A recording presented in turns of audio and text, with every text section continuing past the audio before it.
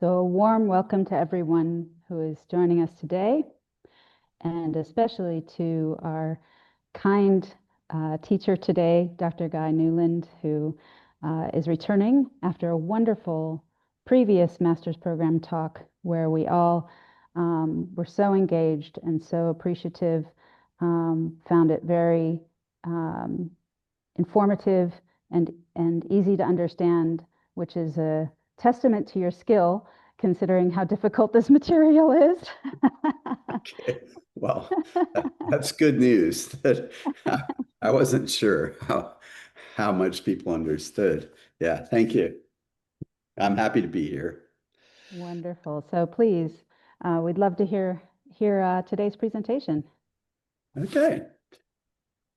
Well, I feel very fortunate to have met the Dharma in this lifetime, initially through stumbling into a class with Dr. Jeffrey Hopkins as an undergraduate.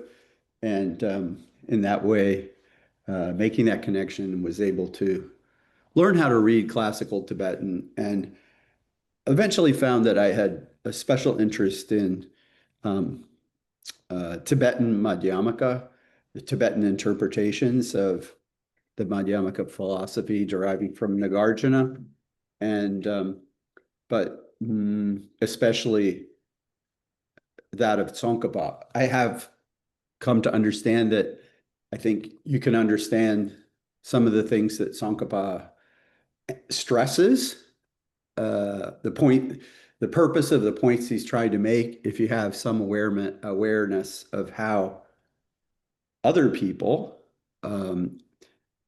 in the centuries before him and in other Churluk, other schools of Tibetan Buddhism, have interpreted Chandrakirti, and Nagarjuna. Um, I'm going to talk more today about some of the same issues that I brought up last time. But yeah, let's just start by talking about why this is me, why I think Tsongkhapa's philosophy is relevant today. I mean, we have what do you say, a world in which, without studying Nagarjuna, people have become very skeptical about things that they see and things that they hear. Um, Anything that claims authority is subject to deconstruction. One of my, I'm just recently retired from the university. One of my colleagues there said, we're now in a post-truth period. And he didn't make that up. And this idea that we're in a post 21st century, we're post-truth, um, was current well before we got to the surge of AI. So it's not just artificial intelligence that creates post-truth. Um, yeah, it radiates from many sectors of society.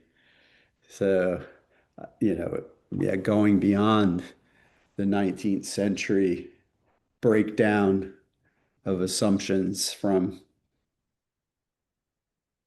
people like Darwin, for example, but now, yeah, and following through maybe on some of the philosophy of Nietzsche into a kind of, I don't know, maybe a sort of general social nihilism. And I mean, I've always thought that the great thing about Madhyamaka philosophy, Nagarjuna's teachings, is that it understands that the harder you look at things, the more they fall apart, that there isn't any essence there to be grasped. And rather than this being grounds for nihilism, it's the only way that anything can work at all. This is how things flow. This is how things connect.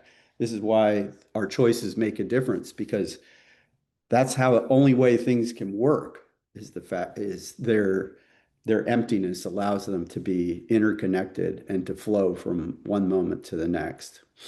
Um, so from Madhyamaka philosophy can connect with the skepticism, the critical point of view that people may have today about the assumptions in the world, but show how, yeah, a deeply critical point of view can lead us back to kind of a pragmatic understanding of how things actually do make sense at a conventional level. So, yeah, we're left with ideas of what exists that are no longer grounded in kind of an idea that things have some essential nature, but rather based in conventional understandings that have at least not yet been discredited by analysis or investigation. And as I was talking about last time, ideas of knowing things, not based in a correspondence between our apprehensions and some idea of an objective reality that's out there on its own side, and ideas about how to live our lives that are based in a deep and pragmatic understanding of what is conducive to well-being. His Holiness the Dalai Lama has said, well, people are just deeply confused about what the sources of happiness are, right? And generally, there's a pervasive sense that this will be achieved by buying more toys. But going back to even the Pali Canon, you can see that, the Buddha taught ethics in a pragmatic way in the Kesamutti Sutta, which is popularly known as the Kalama Sutta because it's a teaching to the Kalamas. Uh, just to take a couple excerpts from it, these people were very confused because so many different gurus had been coming through town teaching different things. And the Buddha told them, don't go on what has been acquired through repeated hearing, tradition or rumor, or scripture, surmise, nor upon consideration of the fact that the one who's teaching it is our teacher. Don't just accept it on that basis. It's when you yourself know these things are good, right? These things, when undertaken and observed, lead to benefit and happiness, then you can, with confidence, engage and abide within those approaches. And the text then goes on to talk about how greed, hate, hatred, delusion are not conducive to happiness. Um, and the absence of these is conducive to happiness. I was just recently giving a talk to um, the people at Vajrapani. I don't know how Vajrapani is the particular FPMT center in California that has the stupa for Lama Yeshe. And it's a fantastically beautiful place out in a wild redwood forest that I've been a couple times. And this time I was there only in my imagination, and I was teaching just to them, just as I am to you through Zoom. And yeah, and I was talking to them about this, fact that, um, yeah. And the sutta, which goes on in the end and talks about how if in this way you understand that kindness, right, and insight and care lead to happiness and well-being for yourself, even in this life, right, then even if you're in a situation where you don't believe in rebirth or you have doubts about rebirth, even in that case that the Buddha says in this sutta, you can still understand what the roots of happiness are and how they relate to virtue. Um, so this is in a context of the United States, and um, I was talking to the people at Vajrapani. I was like, well, it's difficult to understand somebody like Donald Trump or Stephen Miller, his um, person in charge of um, deporting as many people as possible, it's difficult to understand these people as actually being happy. So I just quick review of some of the stuff we did last time. I gave this mini autobiography from Je Rinpoche, Tsongkhapa, Losang Chakpa. First, I sought wide and extensive learning, then perceived all of these teachings as personal instructions. Then I meditated day and night and dedicated all of this to the flourishing of the teaching. So this is important because the idea is that one, he studied. Two, he didn't take the things that he was learning as just abstract information whereby he could show off how much he knows. Definitely is another step, right? And a challenging one to take all the things that we learn in the Dharma and apply them to our own lives, internalize them, right? And having internalized them, then the next step is to actually cultivate them in meditation. And this idea that what you're going to be meditating on rises directly out of what you've been studying is arguably the the single most the single core principle in Tsongkhapa's teaching, that study it is not separate from meditative practice. It's the starting point for meditative practice. So through doing this, Tsongkhapa came to understand and explain that only things that are empty of inherent existence can function as causes and effects. And that this is what Nagarjuna teaches very clearly, for example, in the 24th chapter of the Treatise on the Middle Way, that the emptiness of the Four Noble Truths, for example, does not destroy Buddhism. It's rather what makes cause and effect dependent arising. It's what makes it possible, right? Because only living beings who are empty can liberate or be liberated. Non-empty, hypothetical non-empty things or persons couldn't function as cause and agents because they would be frozen in effect as in a certain state, having only the essence that existed at that moment. Like in the Pali Canon, I don't have this passage up on the screen, but in the Pali Canon, Buddha teaches with an example of leaving some dairy product out overnight and then challenging the person to answer whether the what leaving it out overnight in India, right? Whereby it would become cultured or begin to change, right? Or go sour, and saying, is the sour milk in the morning the same or different from the fresh milk that you poured the night before? Is it the same or is it different?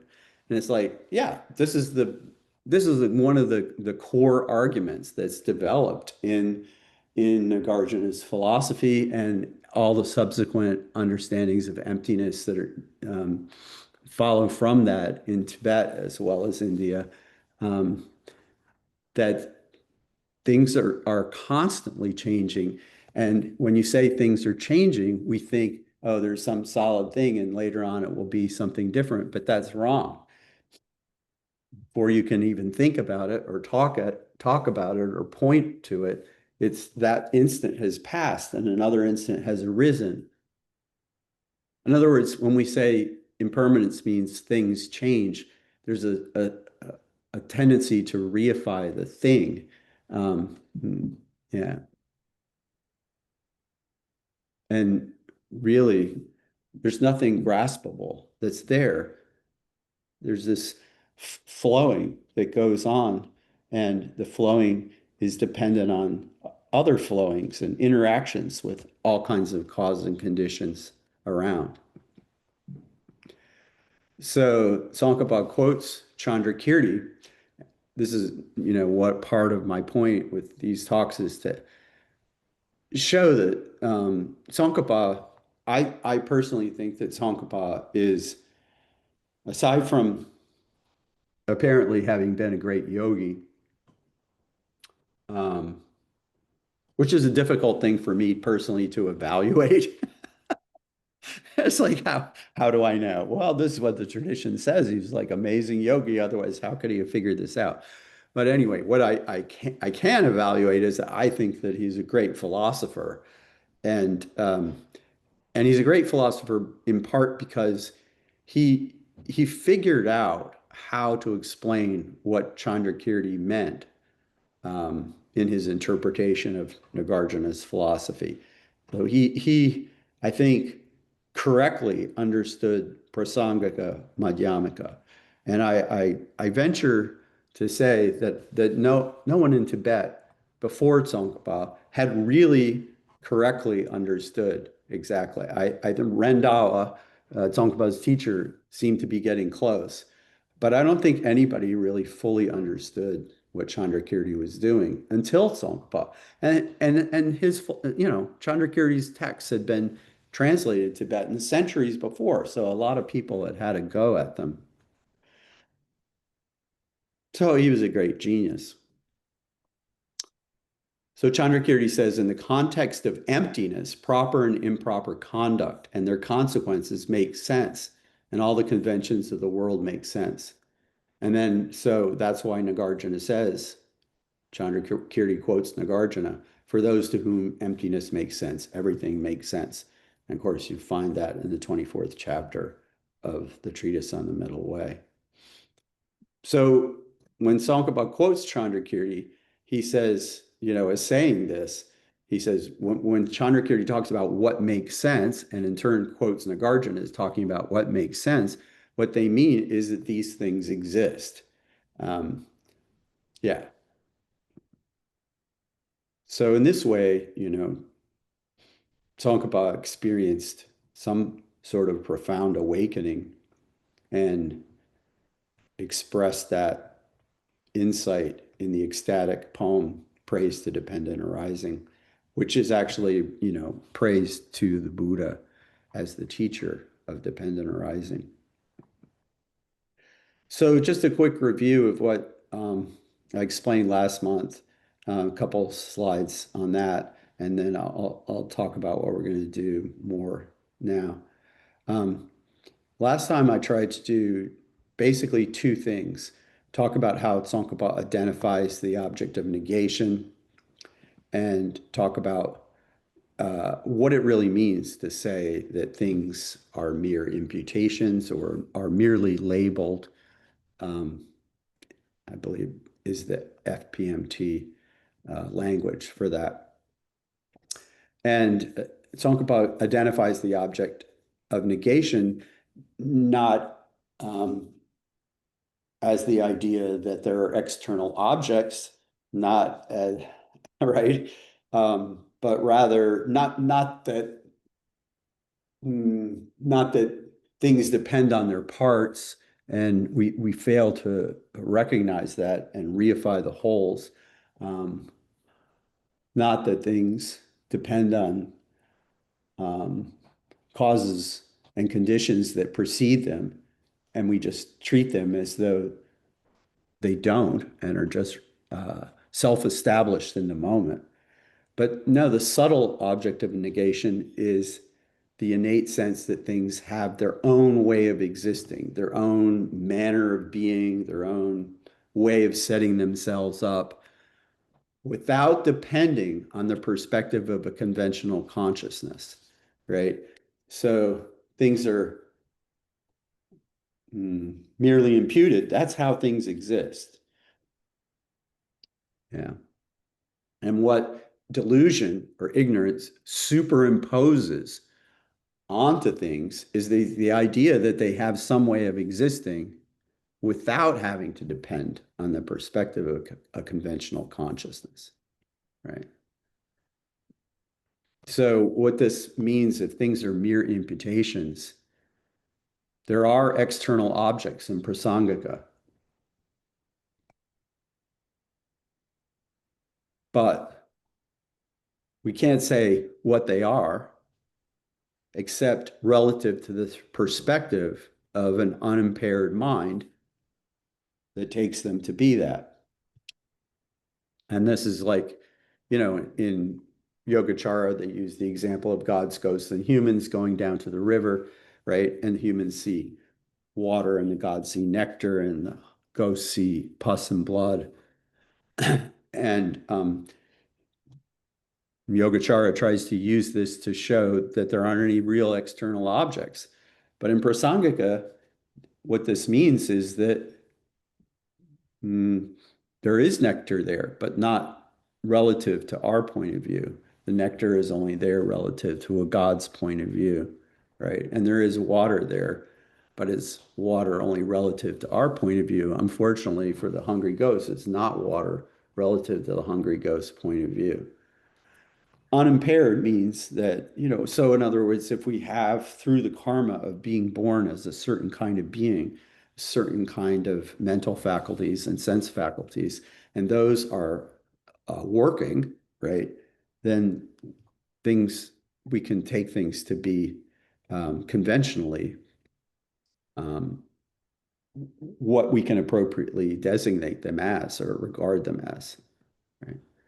And there are many different kinds of unimpaired minds. There's healthy spiders and right, healthy dogs and so forth. So things can reliably, accurately be known in contradictory ways by different kinds of living beings.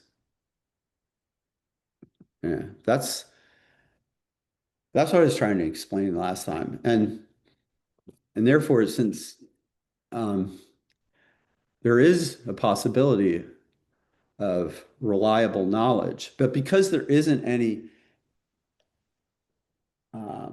objective nature or essence on the side of the object itself that we can check our perceptions against, our knowledge of these things has to be, what it means to know something has to be determined in a different way, not by a correspondence between what we think it is and what it actually is, because it isn't anything actually except what it is relative to a certain unimpaired mind.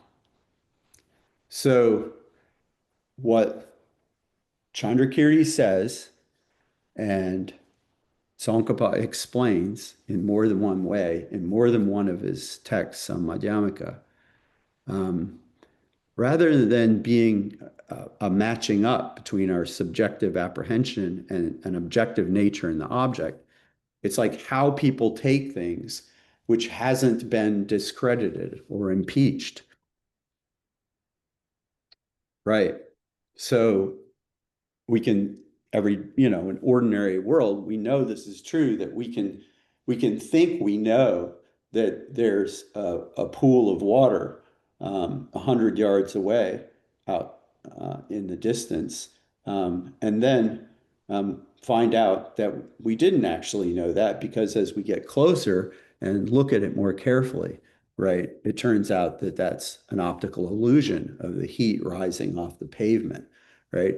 And there's many other examples like this where our senses or our mental faculties actually are impaired, but we don't know that they're impaired. Like now we know it, if we go and shout in a cave and we hear an echo, we don't mistakenly think that echo is another person, right? And the same as when we look in a mirror, it doesn't even occur to us that that's another person. Even though it looks exactly like another person, especially if the mirror is clean. it doesn't even occur to us because we know and we've internalized the idea that we're our senses are being impaired, right, by that the illusion of there being another person there. But if you come up against a mirror um, or say, or an echo in a situation where you're not expecting there to be a mirror, right? Then you can be startled, right? Because it vividly appears to be the voice or the image of another person being right there, right? Yeah. And at that moment, you can then investigate more closely and discover, right? Oh, that I thought I knew that there was a person. And on closer investigation, closer analysis, right, we find out that things are not really like that, right? So, yeah, we do know things, right? But sometimes we're wrong about what we think we know. It's not like conventional knowledge of the world is in some sense absolute because there can be later improvement in the way they say Einstein improves on Newton, right? Or the feminist understanding of women as full human beings, right, has improved on, say, the Tibetan etymology of the word for woman as an inferior rebirth, right? There's our understanding of the world can improve and discredit what was just taken as um, mm, reality at an earlier time. So this is me like explaining what I've gotten out of this. We know things, but we can never absolutely know for sure which things we know because there's always the prospect of some improvement or refinement in our way of knowing and interacting with the world. In the example I talked about last time, His Holiness has talked about, Buddha talks in certain texts about the distance to the moon. And that turns out not to be the distance to the moon, right? And we can say, well, Buddha was teaching in accordance with what people would make sense to people at that time, right?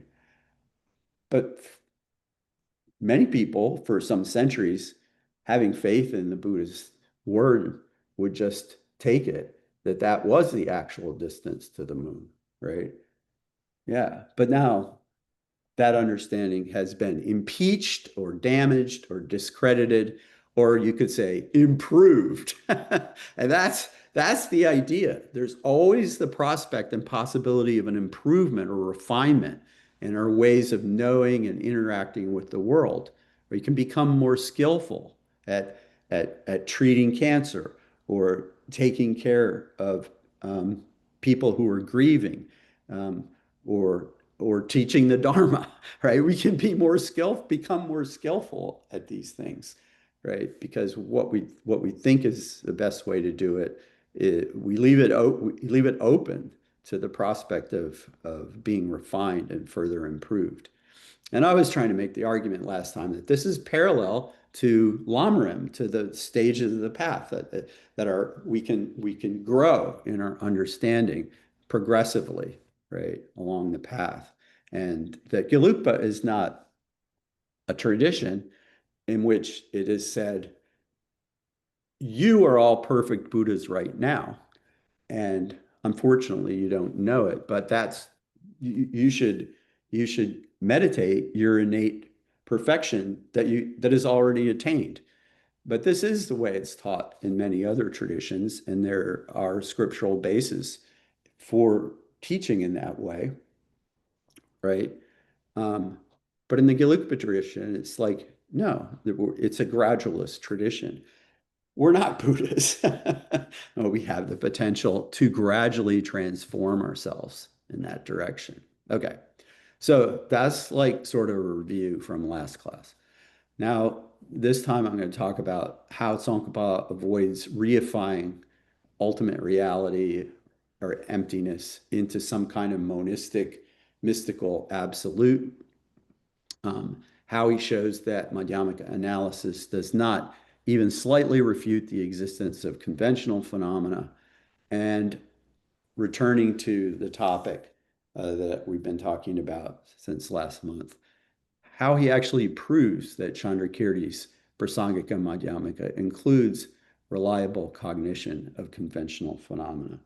So I've explained, how Tsongkhapa interprets Chandrakirti about conventional reliable knowledge.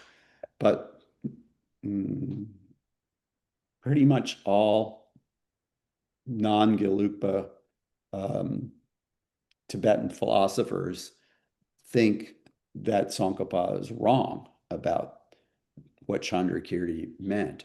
And they all, as far as I have seen, they all argue that Chandrakirti does not accept epistemology. That is, he does not accept that there's a possibility of knowing things at all.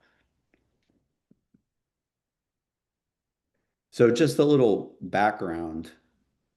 As I mentioned earlier, Chandrakirti's reading of Madhyamaka, which comes to be called Prasangika, it had not been super, as well, the best of our understanding, it was not super popular in India. It was, known in India, but the Yogacara approach and the Svatantrika Madhyamaka approach, the Bhava Viveka lineage, and also some, Yogacara Svatantrika Madhyamakas, that is, like Madhyamaka versions that incorporated some insights from Yogacara. These were much more popular than Chandrakirti. There's a very limited number of commentaries on Chandrakirti's works. Although his works were preserved, people didn't study them as much in India as we might imagine, given their importance in Tibet. So they became popular in Tibet. They were translated early, but they weren't the focus of a lot of study. And it wasn't until the 11th century that Chandrakirti's reading of Madhyamaka really took off in Tibet and became one of the main bases for which all different Tibetan schools explain their philosophy. In many schools, Tantra and Sutra explanations are not really kept distinct the way Tsongkhapa does. But when considering the influence that come from the Sutra side, right, all the schools they don't say Chandrakirti was wrong. they all think that they're telling you what Chandrakirti was really saying. So Tibetans had a commentary by Jayananda on Chandrakirti, and Tsongkhapa also studied Jayananda's commentary carefully. But rather than relying on it, he quotes it approvingly when it fits with his understanding, and he makes Jayananda an object of refutation at other points when he thinks he has it wrong. All right. Many of the earlier Tibetans understood Chandrakirti to be teaching some kind of absolutely unknowable and transcendent kind of ultimate.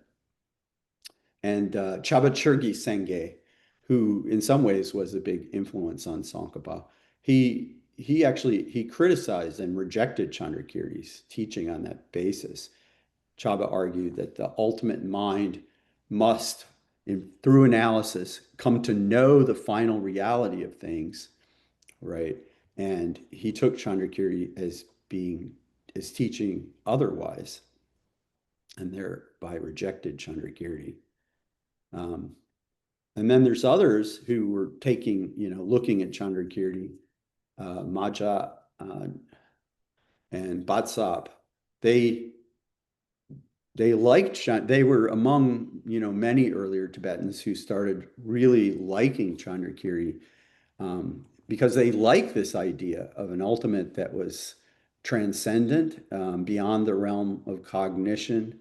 And there's some ideas, right, have been developed that perhaps this is really related to um, the development of the popularity of highest yoga tantra texts, and seeing this kind of way of reading of Chandrakirti as being more harmonious. So on this reading of Chandrakirti, which was popular, one of the main popular readings up until the early part of Tsongkhapa's lifetime, dualistic distinctions are understood as skillful, kind concessions to the fears of ordinary, frightened, deluded people, and not as a basis for reliable knowledge. Yeah. And sometimes, and we have to acknowledge that Chandrakirti says some things that could be interpreted that way. It's not like they were making it up out of nothing or they were hallucinating, right? And even in Tsongkhapa's very, very early work before um, his breakthroughs, right? Before the beginning of the 15th century, before writing Praise to Dependent Arising, and before writing Lamrim Chenmo, the great treatise on the stages of the path to enlightenment, when he was still trying to arrive at the view, he wrote some things that seem to imply this as well. Yeah. But if this were correct, then I wonder how, if we're just sort of trapped in this world of dualism where everything is delusion, how can any of these delusion-based practices that we're doing bring ordinary beings any closer to awakening? And right? And this is a sort of hallmark of Tsongkhapa's teaching. It's like, yeah, there's mistaken ideas, and in the sense that we're superimposing intrinsic existence and thinking that there's like um, that we have a false appearance all the time. But that doesn't mean everything we think we know is wrong. It's only because of the fact that there's useful information in our thoughts and perceptions that we have, despite their being mistaken, there's also useful information there. And it's only because of that information that we can analyze and realize emptiness. And of course, Tsongkhapa explains that the ultimate reality in a way that derives from, rather than contradicts, Chandrakirti, the idea that the ultimate is a total negation, sheer absence or lack, not of existence, but of a very particular kind of status that's been superimposed on things by delusion. And emptiness, this negative ultimate, is therefore an existing quality or a nature that's possessed by every phenomenon, including all conventional phenomena, right? So I would point out maybe in passing that this idea of a megak in Tibetan, or a sheer negation, as being an ultimate reality is one of the things that non-Gelugpas criticize Gelugpa for. Um, and and also it can be a hindrance to beginners who come to FPMT centers or encounter Tsongkhapa's teachings. And the word emptiness is a negative term. And then it's explained that it also has a negative meaning and that it's a sheer negation. And of course, some people like connect with this, but many people will be afraid um, or turned off in some way. And they would rather go to a center where the teacher says, "You are a Buddha." Yeah, which maybe at a Kagyupa center, for example, right? So it's important, right, if you're in the situation of sharing the Dharma, to understand that the sense in which emptiness is a sheer negation means that there's no limit on the possibility of our transformation, and that there are no bars on the door of the prison of cyclic existence, or that there are no clouds in the sky that keep us from seeing the vastness of the interconnectedness of all things, right? The negation is like uh, I've gotten so used to this that it seems to me different from how I understand it seems to other people, but I feel like it's just an emptiness is an opening up. Yeah, the clearing away of any obstructions. Yeah, Thich Nhat Hanh, right, tried to get past this marketing problem by talking about interbeing, a word that sort of combined his understanding of emptiness with his understanding of dependent arising in a useful way. His interbeing uh, maybe more connect better, with what people want to hear and still guide them in the right direction than the idea of a sheer negation. I had another guy, Roger Corliss, who started translating shunyata, which means emptiness, as transparency for the same reason, trying to find a skillful way to connect with people. Yeah. So, important point is that the ultimate, like every other phenomenon in the universe, is a dependent arising and exists only conventionally. The ultimate does not exist ultimately. The ultimate is something that we can study, it's something that we can understand, right? It's a dependent arising, like everything else. And deep meditative familiarity with this particular aspect of each and every phenomena roots out all delusion, culminating in the inexpressible, non-conceptual, non-dual yogic insight, nirvana, that begins to unwind the needless misery of samsara.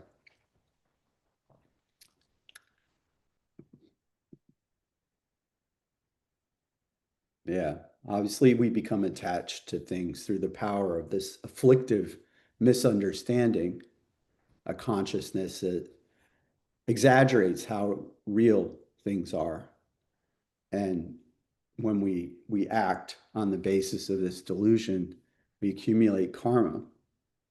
We stop cyclic existence by stopping the root of it, which is that afflicted mind. And to do that, you have to know yourself and everything as lacking intrinsic existence. It means lacking, being empty, right? I mentioned that huge emphasis for Tsongkhapa is that study is practice. So um, that, in other words, that you should treat study not as gaining more information in an academic sense, or becoming a know-it-all about the Dharma, but take studying as practice. It's like His Holiness, I remember the Dalai Lama was asked at a particular Dharma talk, it was like, could you give some advice about what we should do for practice when we get up in the morning? And he was speaking to an American audience, English speaking audience. And he said, well, there's so many of the great treatises of the Buddhist tradition have been translated into English. There's many that haven't, but there's many, many, many that have now. And there are many good translations, right, of really important texts, right? And so he's saying, you should get up in the morning and read one page of one of these books, like every day, and then just think about what it means and whether you can understand it and whether you can apply it in your life. right? So yeah, that's what it means. Study is practice in that way, if you treat it as practice. So you rely on a qualified teacher, find the Madhyamaka view through analysis, and then internalize this understanding, right? So Tsongkhapa quotes a Gadam master, people in the lineage of Atisha, which this is one of my favorite quotes. Whether you show off or conceal that you studied only a handbook, you're not going to get anywhere without reading a yak's load of books. So some people thinking that the root of suffering is dualistic conceptual thought think that study is antithetical to practice. You will meet people like that, right? Or may have already met them in the world of Tibetan Buddhism and Tibetan Buddhism in the West, right? And that's why the Kadam Master says some people might show off that they read very little. They just they rely only on whatever their guru whispered in their ear without studying the classical works, right? And then other people are Dharma know-it-alls and show off that they've read a lot of books. So this is a theme for Tsongkhapa. There are a lot of people who make effort at yoga, but they don't study the scriptures. And those who study the scriptures don't really understand how to practice. And that what do you say? Eviscerates the path.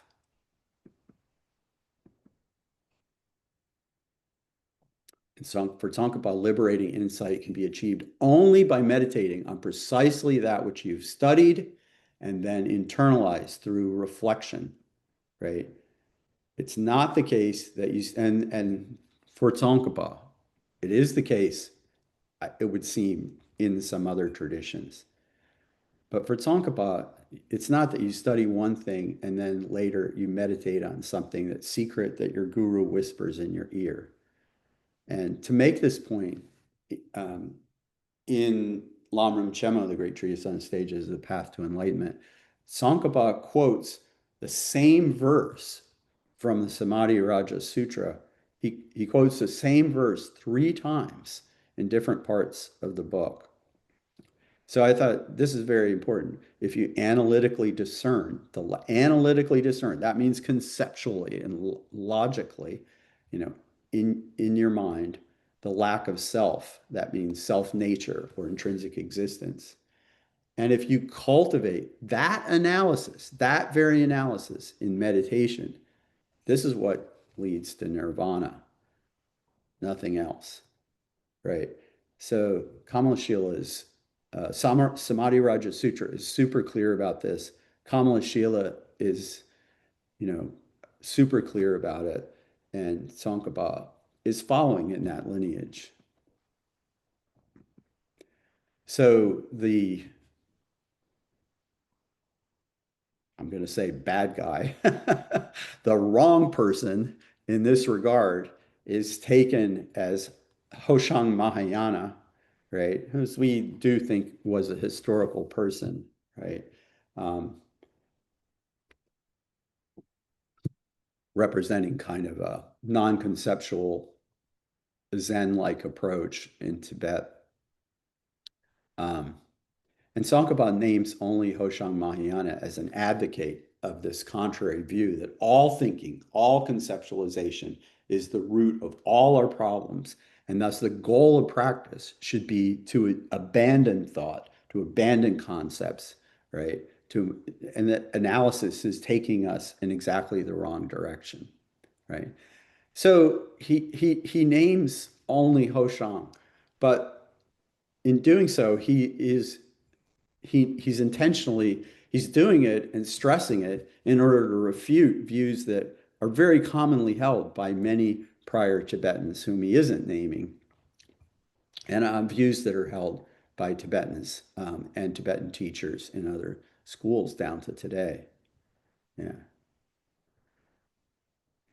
quoting Kamalashila Tsongkhapa says that if you aspire to and teach utter non-thinking, then you cut off analytical discrimination, and thereby you cut off the only path to sublime wisdom. So also, Tsongkhapa says, it's not as though you do a little analysis and then you get this vibe that things are empty and then you stop thinking, right? That's also a teaching that you find in other schools. He said, it's not that you do some initial analysis and then set the stage for just some trans-analytical bliss state. It's repeatedly alternating analysis and mental stabilization that you eventually reach the deepest and most powerful kind of insight. So Tsongkhapa says you must distinguish between not thinking about true existence and knowing the lack of true existence, right? Only the latter is a path to liberation, right? And it's like, yeah, some people, just stop thinking about it. Just let go of that true existence idea, and then it'll all be good, right? Okay. So I want to explain three things. First, the idea that all phenomena exist only nominally, including emptiness. And then we'll talk about how analysis doesn't refute things. And then we'll come back to how does Tsongkhapa convince me and others reading his work that he's right about what Chandrakirti means and everybody else is wrong. Everybody else has been wrong. So Tsongkhapa says that all objects of knowledge, even ultimate reality, emptiness, is an object of knowledge, right? It exists. And they're all posited as existing in relation to conventional consciousness. Obviously, this can be counterintuitive because, the ultimate consciousness, right, the nirvana mind of direct, non-dual realization of emptiness, right? Why wouldn't that be the mind that, in relationship to which emptiness is established? And therefore, wouldn't emptiness be ultimately real since it's known by the ultimate mind? You see, this is what many people think and say or imply. So for Tsongkhapa, all things exist only conventionally. All things exist as mere imputations. There's nothing, even emptiness, that exists ultimately. There's just one level of existence, and that's things that exist conventionally as mere imputations. And emptiness is not outside of that. It's simply a way of talking about the fact that that is so, right? So what about this ultimate mind, ultimate wisdom, liberating wisdom? If an ultimate mind knows emptiness, then it seems intuitive, right? That maybe that establishes emptiness. Like I've said, I'm trying to know reality, right? And ultimately, I've reached this non-conceptual direct realization in which I know reality. And doesn't that mean that emptiness ultimately exists? It's the one true real object, right, that I come to at the end of my analysis. So it must be ultimately real, right? And Tsongkhapa says that's wrong. Emptiness exists conventionally insofar as it's recognized as existing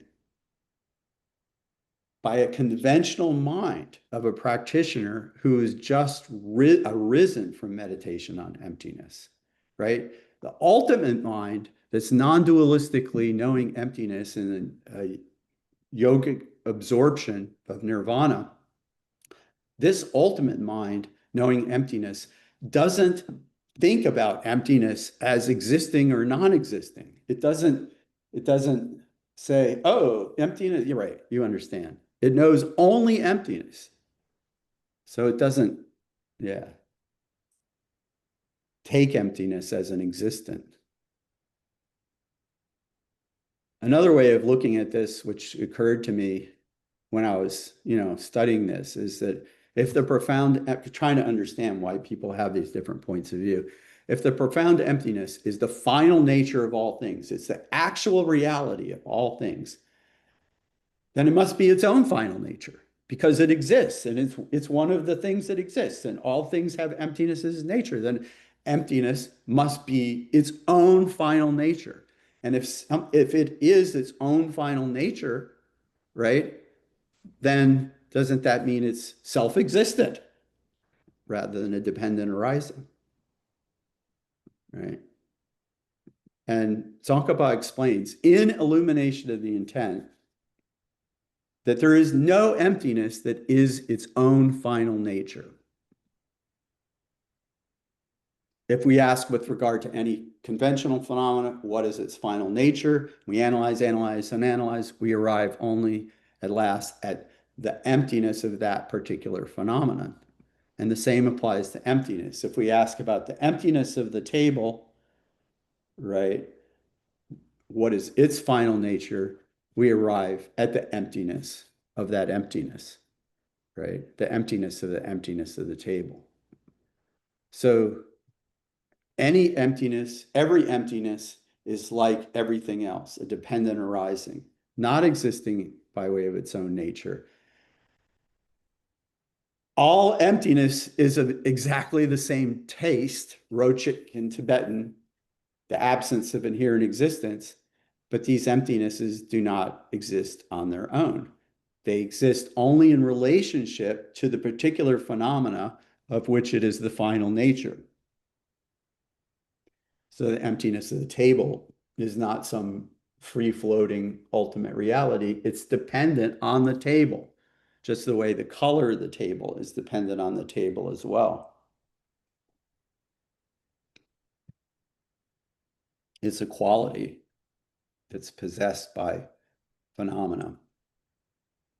And also you can say that another part of the dependent arising of emptiness is that it exists in relationship to the conventional mind arising in the wake of a direct non-conceptual realization that posits emptiness as existing. That raises the question of like, how many emptinesses are there? And this isn't said in any text, but I would conclude from reading this, which is in texts, that there are an infinite number of emptinesses because there are always more phenomena that you can point to and think of, and each and every one of them is empty.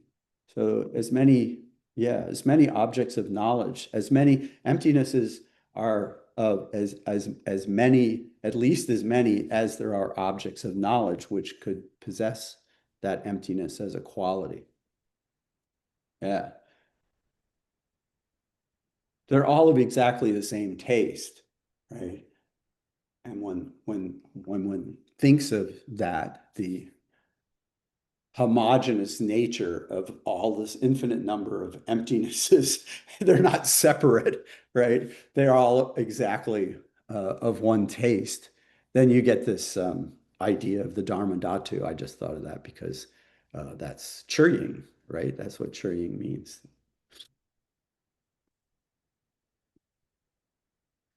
If there were only one emptiness, then it would be hard to avoid the conclusion that it is its own ultimate nature, right? Okay, so that's what I was going to say about that. This comes from Tsongkhapa. He figured this out. So another thing, doesn't Madhyamaka analysis actually refute existence? Of course, this comes up in the 24th chapter of Nagarjuna himself, right? Madhyamaka analyses show that the closer we scrutinize any particular object and ask, how does it exist? Then the less clear the object becomes. Instead of becoming clearer and clearer, we begin to break it into parts and see all the causes and conditions and see the relative, it's existing in relationship to the perspective of a certain kind of unimpaired consciousness. And it doesn't become point outable or fix, we cannot fix it or pin it down, right? Yeah. So carried to completion, these analyses seem to refute every single thing that's imaginable. That is, that when we say, what is a potato, right? What is a table? There's at last nothing irreducible that that analysis can fix it upon. So, and Tsongkhapa, this question is implicit in the 24th chapter of the Treatise on the Middle Way, and is spelled out in exactly this way by Tsongkhapa.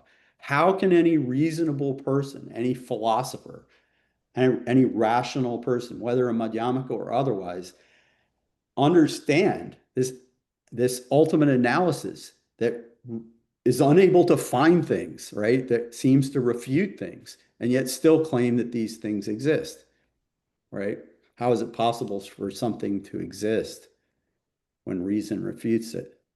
And Tsongkhapa says people think this, become confused when they study middle way philosophy, right? Because they're conflating, they're mixing up together two very different things: being unable to withstand rational analysis and being found by reason not to exist, right? It's not that things are being found by reason not to exist. It's that they're unable to withstand rational analysis. So what does it mean to be unable to bear analysis, unable to withstand ultimate analysis? It doesn't mean that things are non-existent. Yeah. To, to ask whether something withstands rational analysis is to ask whether it is found by reasoning, analyzing reality. Yeah. In Madhyamaka analysis, we're seeking to discover whether forms and such have intrinsic nature. And the fact that such analysis comes up empty does not mean that forms and so forth don't exist. It's actually pointing us at the way that those forms do exist, right? Yeah. Doesn't mean that reason is refuting them. It's like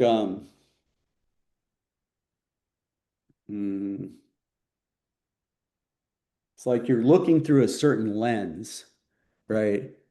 If you're looking, if you want to look really closely to look at some bacteria, say, you want to use some kind of device to amplify your capacity to see, right?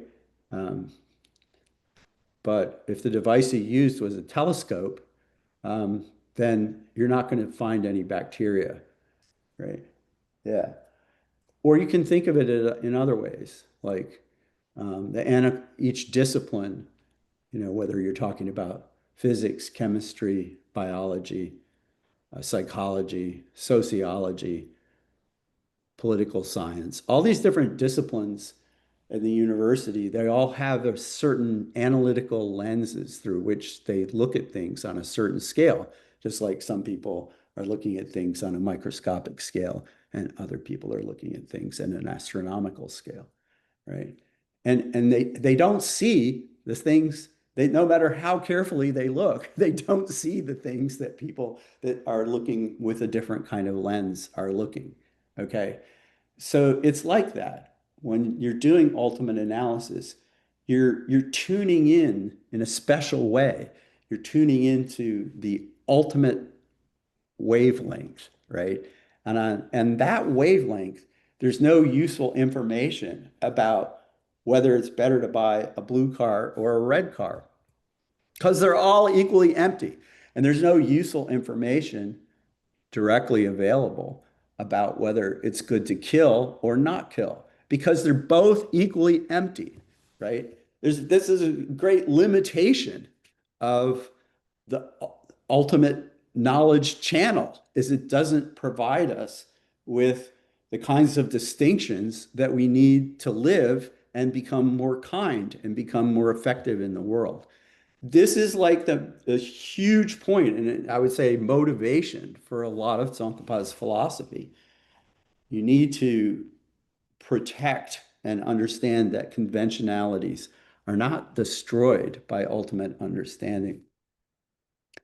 In my book, Introduction to Emptiness, I tried to explain this by making up, for my students originally, the idea of ultimate and conventional radio. There's one radio station that's all emptiness all the time radio.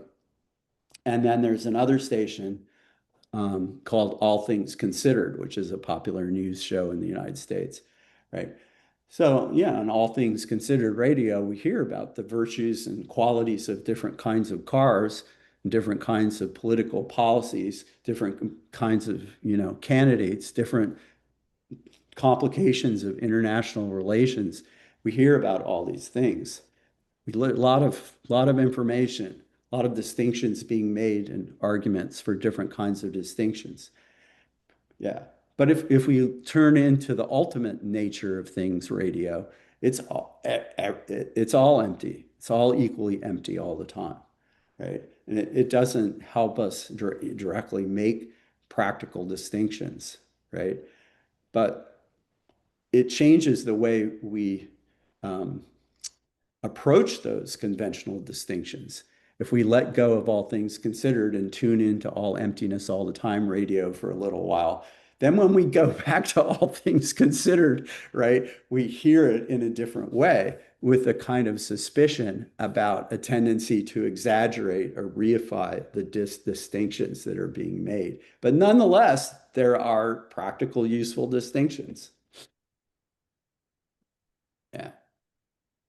So the inability to withstand rational analysis refutes just that which, if it did exist, would have to be found by reasoning.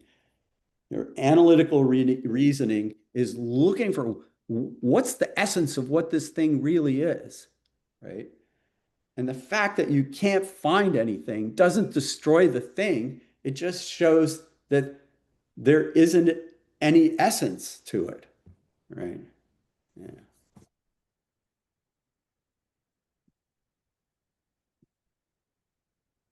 And this is explicit in Chandrakirti. If you read them carefully, what Tsongkhapa did, right? In Chandrakirti's commentary on Aryadevas 400, Chandrakirti says, our analysis is one that is intent upon seeking intrinsic nature.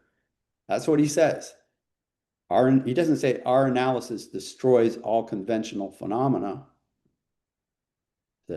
And then Chandrakirti adds, when reason analyzes in this way, there is no essential nature that exists in the sensory faculties. They have no essential existence. If they did, then under analysis by reason, their status as essentially existent would be seen more clearly. But it is not. I mean, this totally spells out exactly what I'm talking about, trying to use the example of the two radio stations. And then, yeah. And yeah, my teacher, Geshe Pelden Takpa, who is still alive and is the now head Madhyamaka teacher for Drabung Losaling in South India, he pointed out to me this passage initially, how Tsongkhapa explains this. He said, it's like the fact that this Tsongkhapa says, that uses this example, says this is analogous to the fact that we can't see sounds, no matter how closely we look, right? These seeing and hearing are two different epistemic channels, like two different radio stations, and each finds its appropriate objects, but it doesn't find, no matter how carefully it searches, other kinds of objects, which are also present, right? Exactly, right? And that's what he's saying, comparing conventional knowledge to ultimate analysis. Each has its own domain, neither superseding or canceling out the other, right? Who can be on both radio stations at the same time? What you do along the path, of course, is you're practicing method and wisdom. You have to switch back and forth, right? and your understanding of emptiness, which you're not meditating on now, nonetheless informs your practice of compassion, right? And your compassion motivates your taking up meditation on emptiness to get the key to the prison where all of our mothers are locked up, right? So they're synergistic in that sense. And then Tantra has some special ways of trying to bring these two even closer together. But nobody can be on both channels fully at once, right? Except Buddha. And that's one way of understanding what the Buddha's omniscience means, is the ability to be tuned in to the conventional nature of things and the ultimate nature of things simultaneously without confusing them. So Chandrakirti says, we refute things that exist essentially. We do not refute that I's and so forth, are products. These things are products. They're dependently arisen results of karma. We're not contradicting that when we do an analysis leading to understanding of emptiness.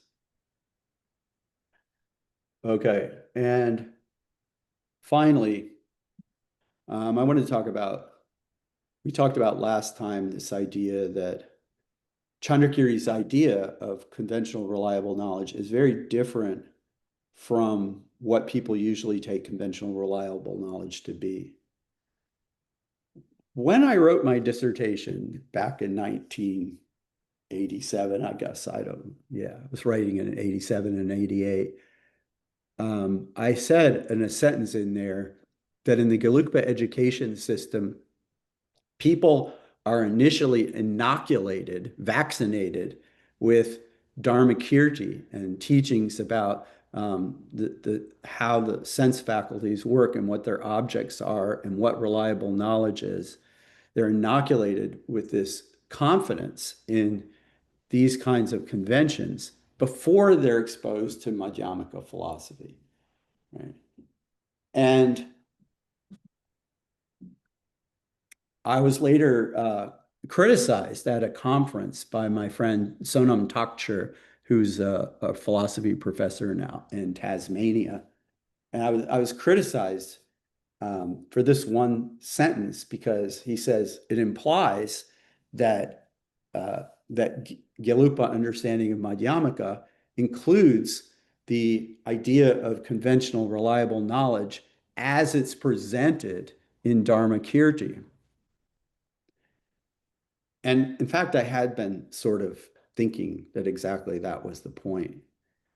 But that's wrong, as I was talking about last time. Yeah.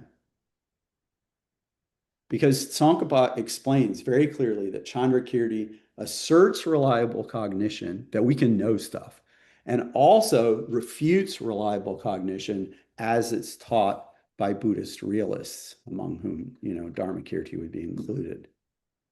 And he does this through amazing, cogent, meticulous exegesis of passages from 4 of Chandrakirti's texts.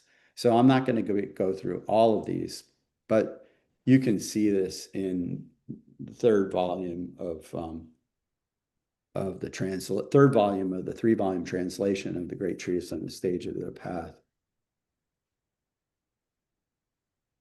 Right. So just to look at a couple of those passages and show how Tsongkhapa proves to me, that he's right about Chandrakirti. One of the passages is one in which Chandrakirti says, the world is not reliable in any way. He says that, right, in Madhyamakavatara. The world is not reliable in any way. So when people in Kagyapa look at this, they say, yeah, this is why Gelugpa is wrong, because they think that, here in the world of conventionalities, we can have reliable knowledge. And Chandrakirti is very clearly saying that we can't and don't. right? That's the end of their thought, right? Yeah. But Tsongkhapa says this is wrong. And he proves convincingly to me that this is wrong by placing the passage in context. And the context is Chandrakiri's own explanation of his text in the commentary, his own commentary on his text.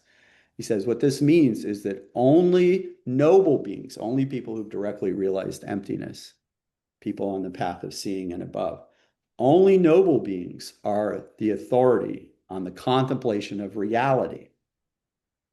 If a mere visual consciousness, like just ordinary persons seeing, could ascertain reality, then there would be no point in training in ethics, study, reflection, or meditation. That's what he means, right? You can't, when we say, yeah, we agree with the world, it doesn't mean that the world is right about the nature of reality. That's his point. That's his whole point, right? That's what he means. Is not world is not reliable in any way. It means when the world takes that things intrinsically exist, when the world thinks that the mountain of today is the same as the mountain of yesterday, or whatever the world is thinking, yeah, we can't take that, right, as being the final answer. Because if, this is Chandrakirti said, like, if our ordinary sense faculties right now could see the nature of reality and they were authoritative about how things exist and the nature of things, then everyone would already be awakened.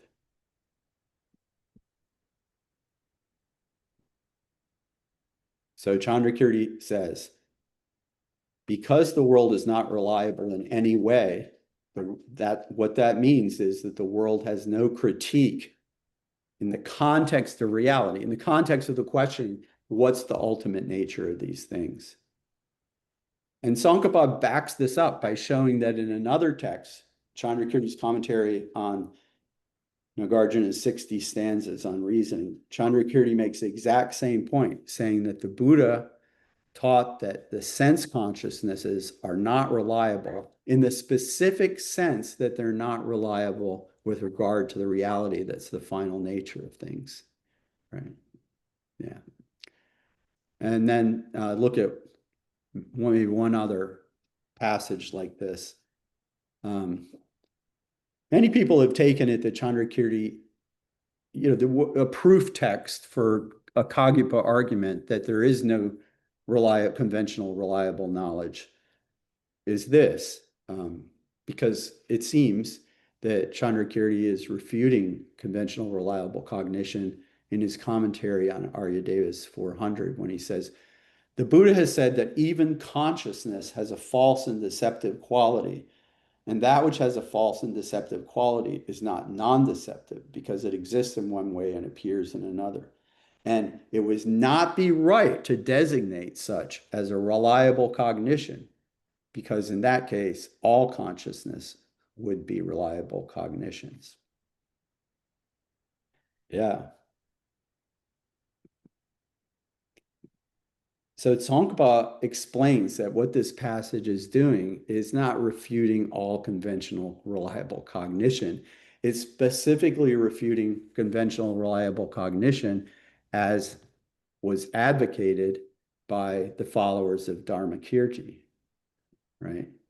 And he proves this by quoting at great length a passage where Chandrakirti specifically refers to his opponents in this section as, quote, logicians who are utterly unpracticed in the sensibilities of the world, whom you must train as though they were young children, right? So the logicians are wrong about what conventional knowledge is.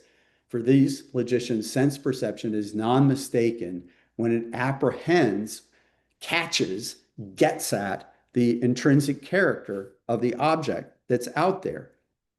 And Chandrakirti is refuting them because in Prasangika, even conventionally, there is no intrinsically existent character that perception could catch or apprehend.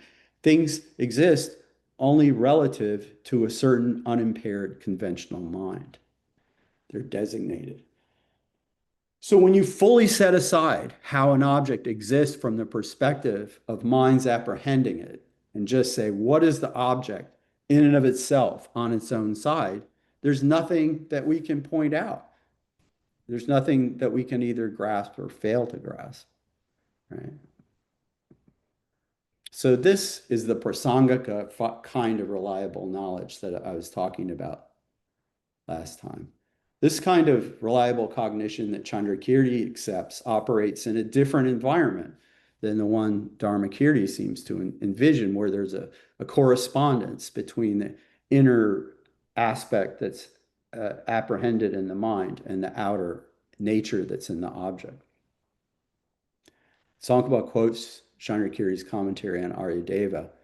Worldly perceptions cannot cancel the perception of reality because worldly perception is reliable only for the world and because the objects it observes have a false and deceptive quality, right? So as Tsongkhapa reads this, what it means is that Chandrakirti is allowing that operating within this environment where things are appearing in a false and deceptive way, the world, which it means like a conventional mind in the world, can have reliable perceptions, perceptions that are conventionally reliable. They're sure to be mistaken, but only in a specific sense.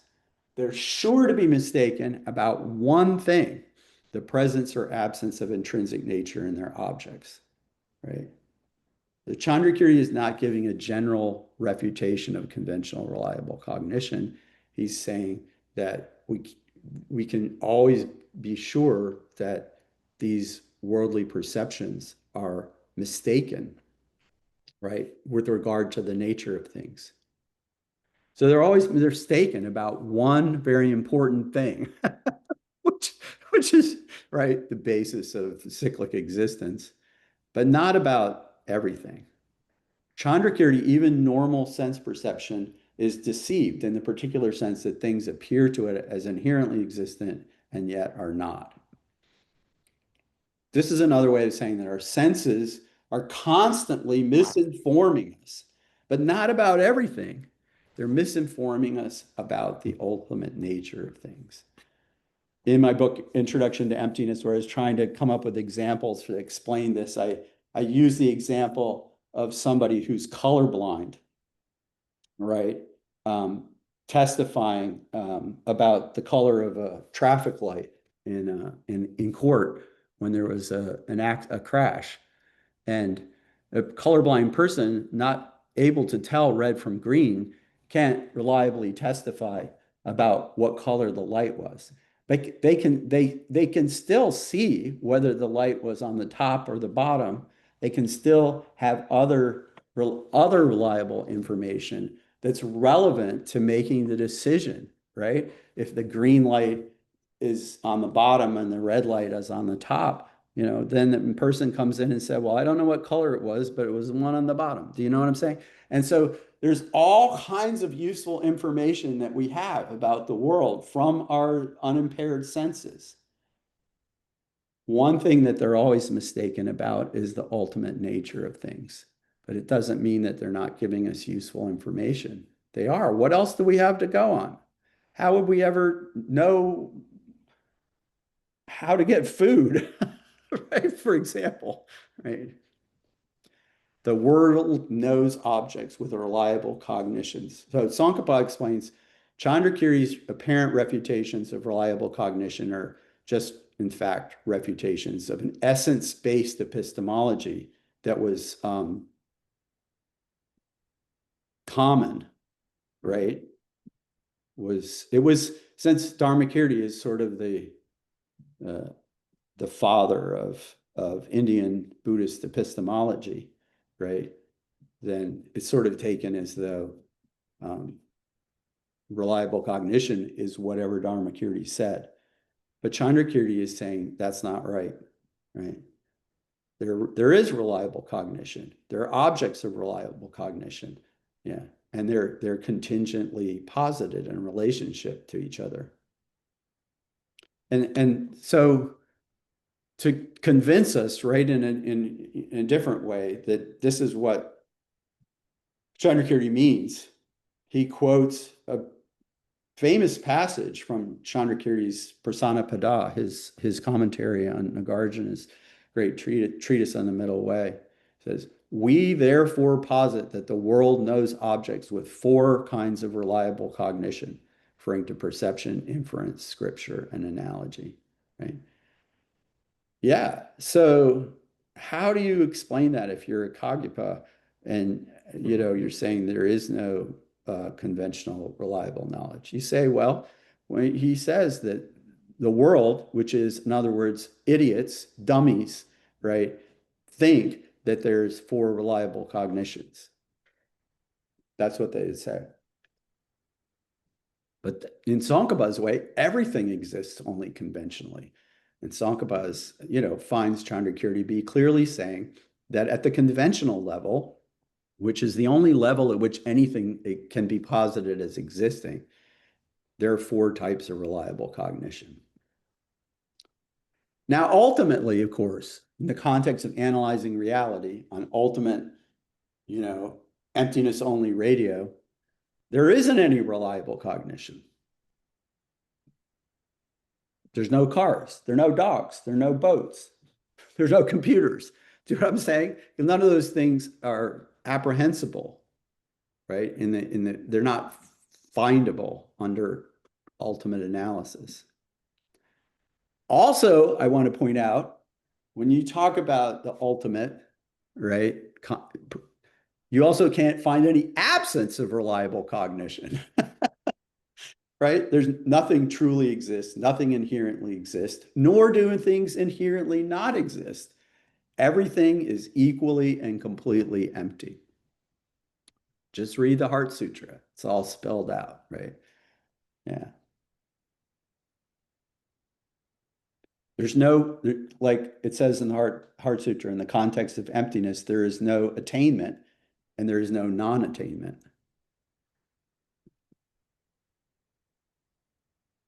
But as we address each other with words and we seek to organize talks and we try to make arguments about what Tsongkhapa meant, in that context, Chandrakirti very clearly specifies there is reliable cognition. It's just not the one that the logicians posited.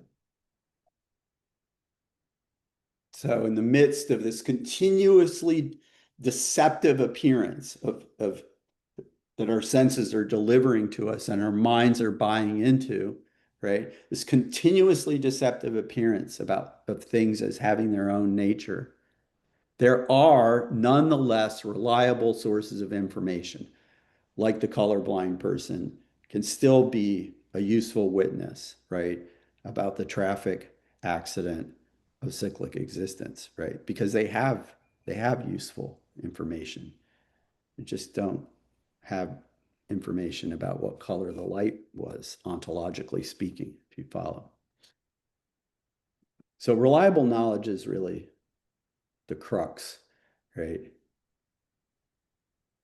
It's very obvious that we're able to know stuff because otherwise we would not be able to live. We wouldn't know whether this was a stone or a loaf of bread. Do you know what I'm saying? It's like, yeah, whether we should eat it or put it on our head. I mean, right? We obviously know things, right? Knowing them from our mistaken senses. They're not mistaken about everything, right? They can be mistaken and still have useful information, right? And this useful information allows us to do practical stuff. It allows us to learn about how virtue is conducive to happiness, non-virtue, although it's equally empty, is conducive to misery. It also, this information that we get from our senses, we can become better at teaching people and better at consoling people, better at taking care of people. How? By paying attention to how people react to our efforts, right? You can get better at stuff. And where are you getting information about how to get better? By seeing what works and doesn't work. Well, how do you know what's working and doesn't work? By paying attention to the information that's coming from your ordinary mistaken sense consciousnesses, right? Yeah. And this is a point that Sankaba makes and can be easily overlooked. When you think about emptiness and how the whole reasoning about things being empty and not existing by way of their own nature, like the example I was giving earlier about Buddha using the example of milk going sour, right? Is the milk in the morning the same or different from the milk in the night, right? Well, there aren't any arguments about emptiness that don't involve having lived in a world and seeing that when you turn the lights on, it doesn't make darkness, and seeing the relationship between fuel and fire, and seeing how things grow, and seeing how things change over time with our senses that are always mistaken. In other words, there aren't any argument. There's no starting point for an argument to prove to ourselves that things are empty and that our senses are mistaken. We have to use the evidence of our mistaken senses to prove that our senses are mistaken, because there isn't any other way to do it, right? This is the information we have. Yeah, that's how it works. All arguments demonstrating that things are empty trace back to shared lived experience of people who have mistaken sense powers.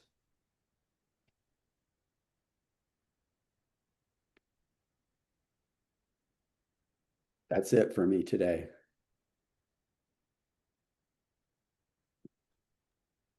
I am open to taking questions. Thank you, Dr. Newland. So we will take questions from the master's program students, but if there are other students who have joined today who'd like to ask some questions, you can put them in the chat and we can read those as well. So is there anyone in the master's program room who would like to ask a question first? Sure, Ying. Yes. I have. Wait just a second. So Hey, you didn't Dee? see the PowerPoint? No, we didn't see the PowerPoint. I wasn't sure if you wanted to share it, so I didn't interrupt you. Luca, are you there? Didn't we test the PowerPoint? Wasn't the PowerPoint showing the whole time? Showing, can you hear me? I can just barely hear you there, Dae-Chun-La. Oh, now Davide Okay, says Davide saw it. Okay. I don't know how to explain that. Yeah, I don't know I'm either. sorry. Yes, there's a PowerPoint. And Okay. I spent a lot of time preparing it. And Well, I thought, based on our the time that Luca and I were talking before we launched, before you arrived, Tree, he could see the PowerPoint and I was sharing it. And once I started sharing it, Arrivo in sala, Dechen. Sorry, what? that was Luca replying to Dae-Chun. They're having some trouble. Well, Dr. Newland, I know other guest speakers have shared with us their actual PowerPoint after the fact so that the master's program students can go back and review it. And so maybe Sure. if that would be possible, that would really help. Yeah, I don't think I sent a PowerPoint from the first presentation. So I'll just send both of those. Oh, that would be fabulous. Yeah. So while they're trying to sort out the audio, I do have a question for Can you you myself. listen to us touring? I can just barely hear you, Luca. Okay, can Mr. Newland hear? Uh, Can you hear us? Barely, correct. Just we can hear. Barely. Yeah, I can hear. I can make out your word. Okay. Yeah, better. That's better. Okay. Thank you very much for the presentation. All right, I have a question left over from last time. So if I misstate, forgive me. I really enjoyed it. There's just one thing that's bugging me, and it's this project of wanting to impeach conventional truth. And I just think, gosh, isn't that a job for them, for the realists? And I'll tell you why, and I'll give you an example. Or you gave a couple of examples. You gave the example of we think the distance to the moon is a certain distance, and then we find out that that's wrong, and we replace it with greater knowledge. Perfect. There was another one, oh yeah, about women, and then we update our knowledge. Great. But then the third example you gave was about refinements in how we teach Dharma. But you can teach Dharma in lots of ways, depending on the kind of student you have. Exactly. So, and I think last time you presented, you spoke about compassion. And so for me, I think, gosh, instead of using the Madhyamaka teachings as a project to go to war with each other over conventional truth, why don't we use it as a project to open up to the fact that we have different lived experiences? Instead of, which is what we do nowadays, fueled by AI and algorithms that only reinforce our, as you said, mistaken point of view. What if we use the Madhyamaka, as you did with the examples of the three, to say, you know what, you have a lived experience and I have a lived experience, and those may be different. And I give you an example. Let's say you and I both live on a plantation, and you are the plantation owner and I am the slave. No matter how much you try to persuade me that that plantation is heavenly, I'm going to see it as hell. And so instead of trying to impeach my conventional truth, what if we just use this knowledge to say, you know what, my senses are mistaken, my view might be mistaken. How about you tell me what you're experiencing? And we use the prasangika to listen to each other instead of trying to concretize our conventional view, which in any case is mistaken.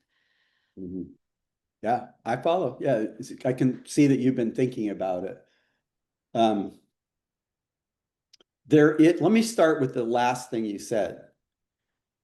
So anyway, okay, I didn't give my general. The Dharma is medicine, right? From Dr. Buddha. This is a root metaphor in Buddhism. But Buddha is not a quack. Buddha is not a fake doctor, just selling, fake remedies. Buddha is a real doctor. And that means there are different medicines for different minds, different treatments. And so I think of the Dharma as more like a pharmacy. and I personally find that the, Tsongkhapa, Chandrakirti, Nagarjuna lineage, right? That particular brand of Dharma medicine is good for me. But and because of being brought up, you could say, since my 20s, I guess, maybe 50 years, I was for a while kind of like, not a misunderstanding or even not so tolerant to people who were Buddhists, but using different medicines because actually their medicines are the wrong ones. Do you see what I'm saying? But now I'm like, okay, well, yeah, if there's this whole thing of like, you're a Buddha from the very beginning and just let's meditate on that. It's like, this is not what Tsongkhapa is teaching. But it seems very clearly to be something that helps a lot of people. Just like there's a lot of people who are helped by believing that there's an all-powerful creator who gave laws that we need to learn and follow, right? So the Gelugpa, there's a downside. Just like any medicine has side effects and counterindications, the downside or the side effect of the Gelugpa medicine is exactly what you're pointing out, and that is concretization. because people understand it, and to some extent are allowed to misunderstand it in a way that confirms their reification of the world. Why is that? Because of the emphasis on conventional valid cognition. And yeah, so once you say there's conventional valid cognition, it's like, I thought there was a table here, and then I studied Buddhism, and I found out that I'm right. and one of the I think it was one of the Panchen Lamas, maybe it's the first Panchen Lama, said, it's like you put a hat on your head and you call that hat inherent existence, and then you knock it off again, and you're just left where you were, right? So that's a pitfall, I'm going to say, in the Gelugpa approach that, yeah, according to good Gelugpa teachers, many have fallen prey to. So that's why I think that it is important to understand that the Gelugpa idea of conventional knowledge is an open one, right? Not a sort of, yeah, we're going to get at how things objectively really are. It's rather a matter of, we're going to try to improve our practices and the understandings that are associated with those practices. Now, taking the example, there's the way I understand this is that the different perspectives that a bird has, flying over your center there, and the perspective you have, right? You have different perspectives because through karma, your sense and mental faculties are configured completely differently. And the point of Chandrakiri's understanding of conventional valid cognition is to say both of those perspectives are correct, even though they can be contradictory about what's there.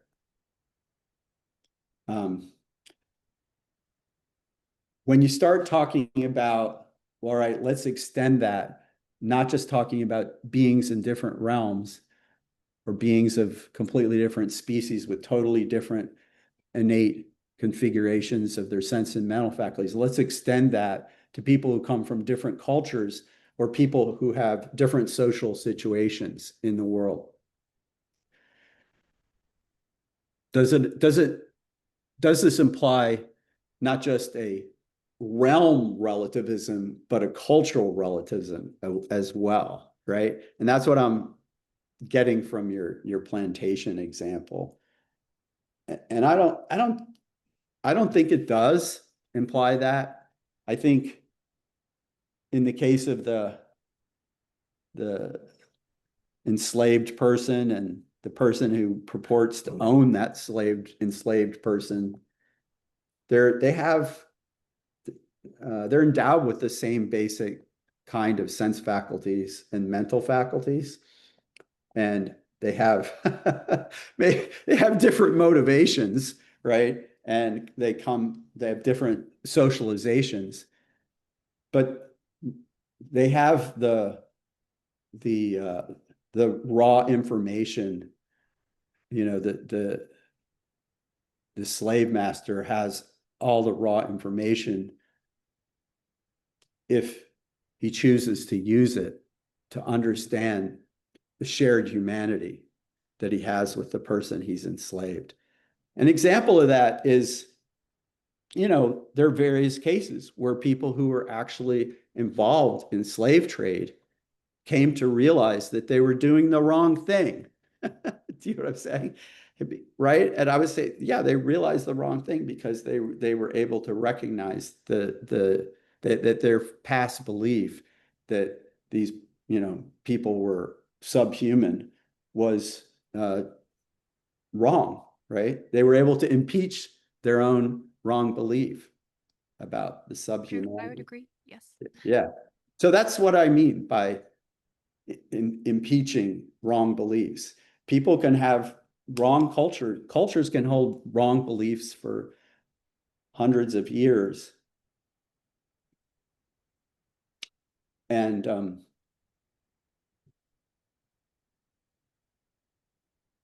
maybe I haven't really addressed your point, but those are the things that come to my mind when I listen to you.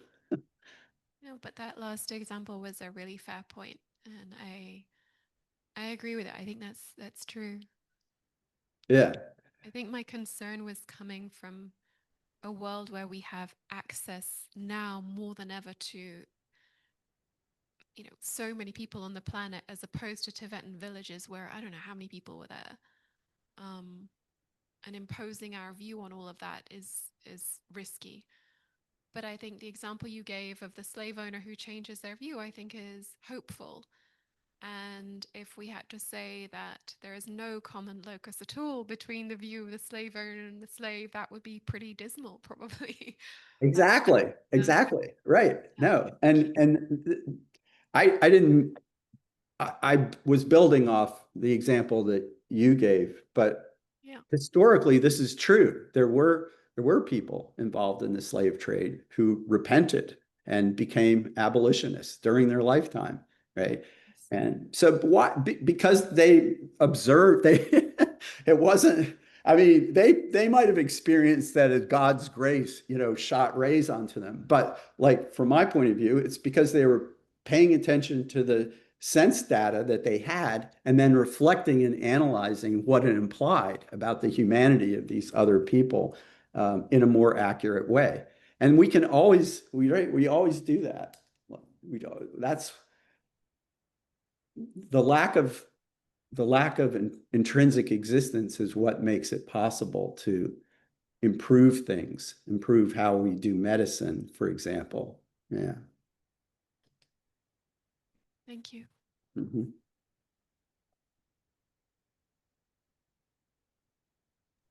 It looks like there's another question in the room. Yeah, thank you. And also, just like to add to what Dechen was saying, is that how wonderful it is that a very stubborn human being like Martin Luther King, due to right causes and conditions in the end, managed to create a revolution about those things as well. Yeah, thinking about that. Anyway, thank you again for this wonderful lecture. I have two questions that maybe you can help me resolve. I had a debate about trying to understand, and this is regarding to teachings that we had, what is the difference between, a consciousness of the Buddhas and a continuum of Buddhas? Because it seems to me like if we say we have one consciousness, then where did the different continuum of the Buddha, goes? Like, how does that? Yeah, I found a little bit confused about this point. Mm. Okay. Well, first of all, I don't know. That's important. And also, you don't know. And it's like, right, what do we know about what Buddhas are and how their minds work? So I'll tell you what, I see in, Tsongkhapa's sutra-based texts is this idea that Buddhas that there are many different Buddhas, and each Buddha has a distinct mental continuum, has a distinct continuum that's the fruition of the practice of the path, and that they're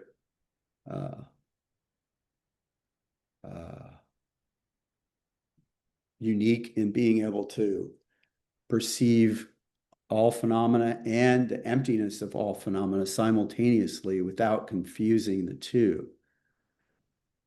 When you start using the philosophical apparatus of Gelugpa to describe or analyze exactly how omniscience works, there are a number of paradoxes that you get into. And I'm not sure in my own, my own idea is that, like, I'm not sure how profitable or skillful it is to focus on these debates. There's a saying that, has like a grain of truth in it, that Gelugpa is a system that looks at things from our point of view, and that Kagyapa is a system that looks at things from the point of view of a person far along the path, and that Nyingma is a system that looks at things from the point of view of a fully awakened Buddha. I say this because, in trying to work out and conceptualize and clarify in my mind exactly how the Gelugpa system of describing the Buddha's consciousness works in relationship to conventional ultimate truth, I think, everything that I've read, sooner or later, comes up against some sort of incomprehensibility. And that people, when they, it's Gelugpa authors won't say, this is incomprehensible, so we'll stop analyzing it. Instead, they say Chebar Jiao, and say this question remains to be analyzed. So it's like the next generation of people are going to have to take it up because I can't figure out this particular issue. But yeah, it's samgi mikyaba. It's the nature of Buddha's mind is inconceivable to us, and every text says that. All the sutras and all the Mahayana sutras say it, and in fact, I feel like the point of a lot of the Mahayana sutras is just to evoke the vast inconceivability of Buddha's consciousness, right? And how different it is from our own. Yeah. It came because in the debate that I had with someone about it, he was like, but you see, when there is one consciousness, where is the separate continuum that you are talking about? How can you define separate continuum if you have one consciousness of all the Buddhas? And that was kind of like, okay, I need to have more information, because then, so your whole theory of different continuums kind of fail in that point. And I was like, I need to think about it, or just didn't sound like the right approach to me. But yeah, I mean, I don't know. It's like, I'm not sure. I don't know.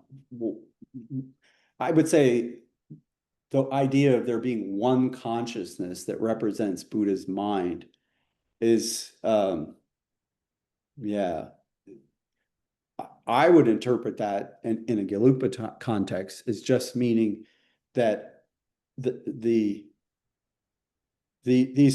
minds of the various Buddhas are indifferentiable, in that all of them have all of the information in the universe in them at all times. but And there's yeah. minds. Well, okay. So if you have a particular Buddha, that's a person. A Buddha is a person. That's not a human. That humans are in particular realm of cyclic existence, but a Buddha is a person. That's a person who previously was not a Buddha. They attained to a rank of Buddha by becoming a bodhisattva and practicing for a long time. So, yeah. I think of that. This is just me. I don't know what your ground is here, but I think of the Buddha, the Gelugpa understanding is that the different Buddhas have different mental continua, but they're not different in terms of the content of those continua, because they're all equally omniscient. Also, by the way, Buddha has sense consciousnesses, as well as mental consciousness, and the Buddha's nose consciousness is omniscient and can smell emptiness and so forth. So yeah. That I've never heard. It's Exactly true. described like that. Well, no, that's just an example of the um, things, mind-blowing stuff, right? I mean, Right. Well, thank you for making it a little bit more clear. I mean, we didn't get to study about this yet, so I was just wondering because of some talks that we had about it before, but thank you. yeah, no, I don't think of that. I've never heard a Gelugpa teaching where once you become a Buddha, that you're indifferentiable from all the other Buddhas, and that there's just like a single continuum. That's not the way I've ever thought about it. Okay, thank you so much. Mhm. So I'd like to continue with a question. In terms of moving from the Chittamatra system up to the Prasangika system and the relationship between imprints and what they're producing in the mind. Mhm. So in the Chittamatra system, we were talking about how it produces both the mind and its object simultaneously, Right. right? But then when we get up to Prasangika, I'm kind of losing the mechanics of what the imprint is producing. It seems like it's producing the appearances of like inherent existence or of certain mental factors, but I feel very unclear about what's happening. Can you help clarify that a bit? Yeah, that's a good question. Um, so first of all, unlike Chittamatra, aka Yogacara, there is in Prasangika, there is an external world. There are objects that are not one entity with the mind. There's a world, if speaking loosely, out there that's not of one nature with my consciousness. The question is, how does that world appear to me? And how it appears to me is based on what kinds of sense faculties I have and what kind of mental faculties I have. And those in turn are based on the fruition of my karma, so that I have a certain kind of body and a certain kind of mind. So when you're born as I'm going to say a bird, then you can see things or hear things or smell things that humans can't. And when you look around the world, you're looking for nesting material. You know what I'm saying? And things, little twigs and sticks just like appear to you in a different way. And if you're a mountain goat, then a precipice just appears as home and safety instead of danger.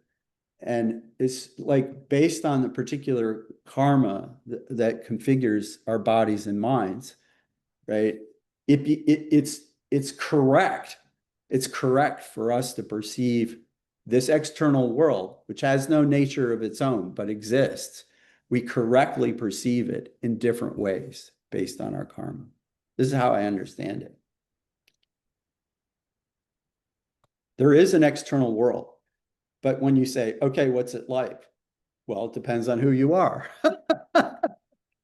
It's like, that's the point. It's like, this is the thing that is hard to get your mind around, at least, in Prasangika, is that there's an external world, but exists relative to the unimpaired perspective of the observer,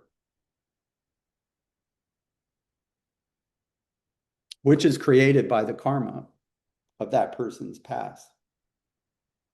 Like some of us had the appearances of PowerPoints and some of us didn't. Yeah. Yeah, technically, if we're being very precise, that's not a good example. But I thought, right, because we're all humans, right? And even if our vision is not exactly the same, rough, in terms of the system, we're treated as having, the same kind of karmic fruition, same kind of sense faculties. Thank you. Some are impaired to greater and lesser degree. You got your glasses, I got Yep. mine. Are there other questions? Yeah, I kind of like thought about the fact that it leads to the question of free will then, isn't it? Which is something that one of my teachers said that it had a very, Can I very ask a question? crazy debate. Yes, B, we'll come to you next. So we'll let Maya finish and then we'll have B come on. Yeah, no, I was asking about like then it leads to the question of oh, I lost the word. With free will. Yes, exactly. Sorry. For 2 seconds. Yes, and how do we see it, and how does this exist, in a way? Well, first of all, the concept of free will versus determinism is not problematized in Buddhist philosophy or as far as I know, in any Asian philosophy. Well, it is in Islam, but in Hinduism, Buddhism, Taoism, Confucian thought, Shinto, I've never seen like a traditional text that problematizes the issue of free will and determinism. So it's important just to acknowledge that at the beginning so that you're asking a question that comes from a history and a culture that's very different from the Dharma, and saying, well, how does my idea about free will or democracy or whatever relate to the Dharma? It's not a concept that was like, for example, another one would be human rights. The Dalai Lama talks about human rights, but the concept of human rights is something that he's adopted and adapted from European philosophy, right? And said, this has this kind of meaningfulness in terms of my Dharma perspective. But the concept of rights is grounded in the history of European philosophy and maybe some other sources in the Middle East, but I think basically European philosophy. So free will is like that.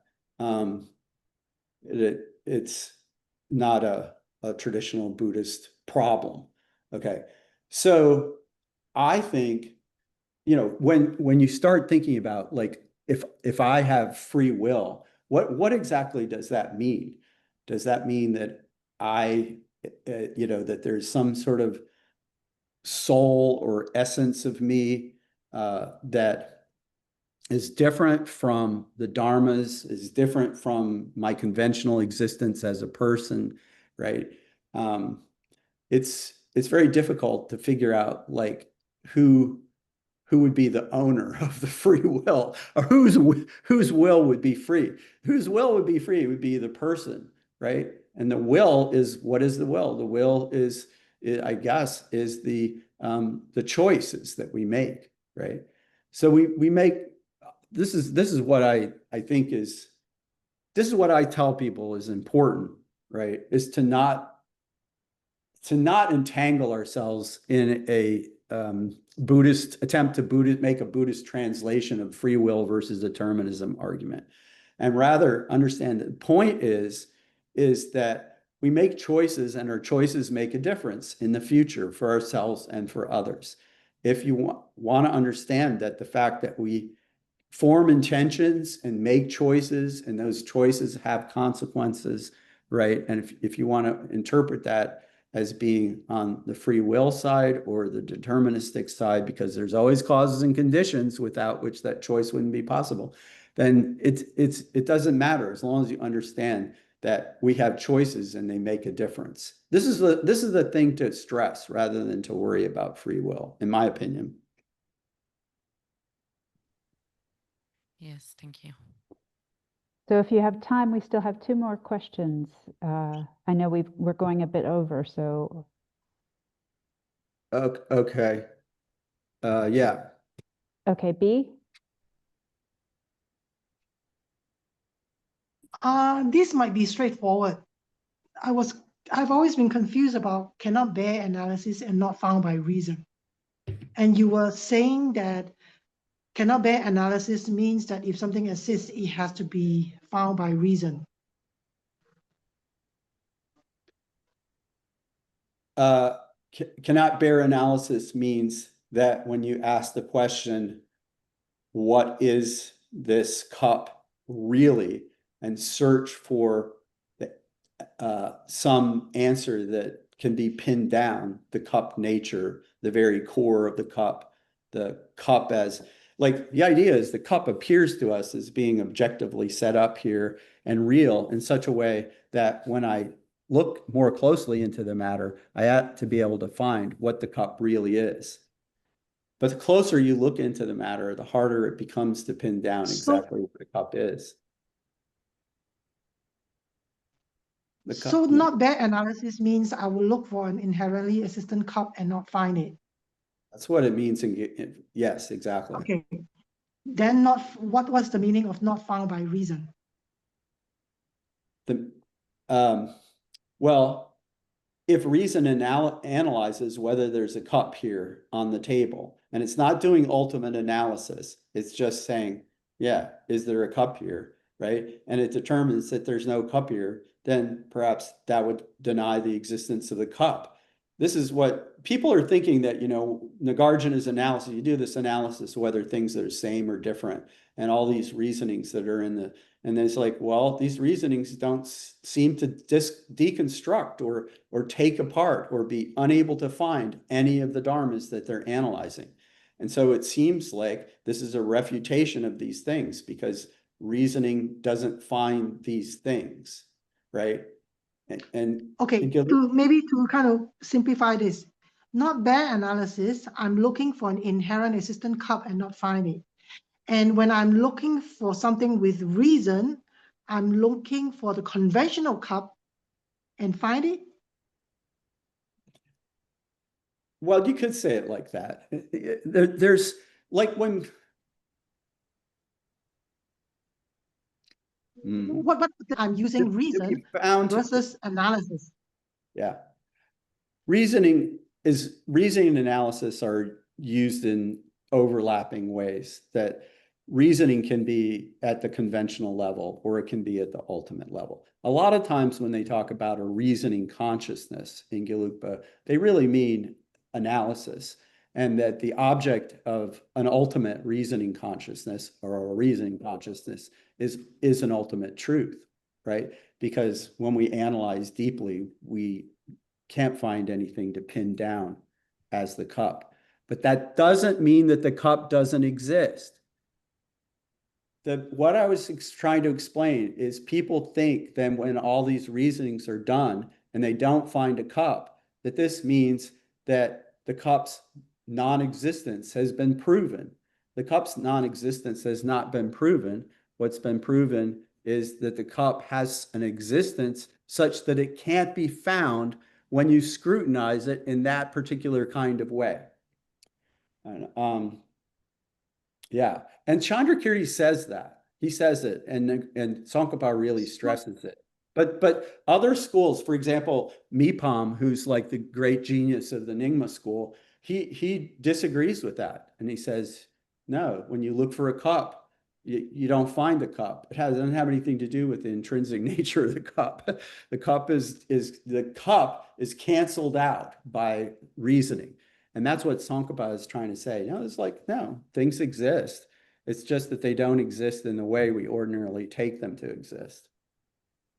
Well, in what you just say, Jamie Bang say that you find a cup and you not find it, he could well be talking about ultimate analysis, ultimate reasoning, but he doesn't come out right saying it. Because otherwise it would not make sense. If the cup is right in front of you, how is it that you not find it? No, I understand. No, you're right. Yeah. I think that now I'm still hung up on the language. not bare analysis does not mean not found by reason. And this is because the reason here could be conventional reason. If it's conventional reasoning, then the cup would be found. Yeah, The that's conventional not, cup would be found. Whereas if it is ultimate reasoning, then the inherent existent cup would not be found. Is that what is happening here? that was not the main point that I was trying to make, or that Tsongkhapa was. Oh, well, it's not wrong. Okay, It's not wrong. then I'm still confused by these two expressions. Okay, found by reasoning not to exist versus unable to bear analysis. Okay. So when we analyze and we don't find a cup, does that prove that the cup doesn't exist? No, not bare analysis means we can't find the inherent existent cup. Yeah, right. Okay. You understand. And then the second one? Not found by reason to exist, Found or by not reason exist? not to exist. Found by reason not exist. Yeah, what does that mean? Does reasoning prove that when you look for something with reasoning and you say, what is this really? What does that mean? Does the failure to find something when you do that analysis, does that mean that the thing doesn't exist? And Tsongkhapa is saying many people think that when you analyze something and reason cannot find it, that itself is a proof that it doesn't exist. And he said, well, it would if you were looking for its conventional nature, but that's not what we're looking for. We're looking for what the ultimate nature of this thing is, what its essence is. We're searching is like, it seems to exist objectively set up out here apart from my mind. Does it really exist that way? That's We're Jamie searching. Pang saying this. That's Jamie Pang saying that. I'm So not, what you just say was said by Mipang Rinpoche. Oh, Mipam? Well, Mipam criticizes the Gelugpa approach because he thinks that, and this is true, and I think you understood his point. The cup, as we believe in it and apprehend it right now, is often, at least, it is perceived as an inherently existent cup.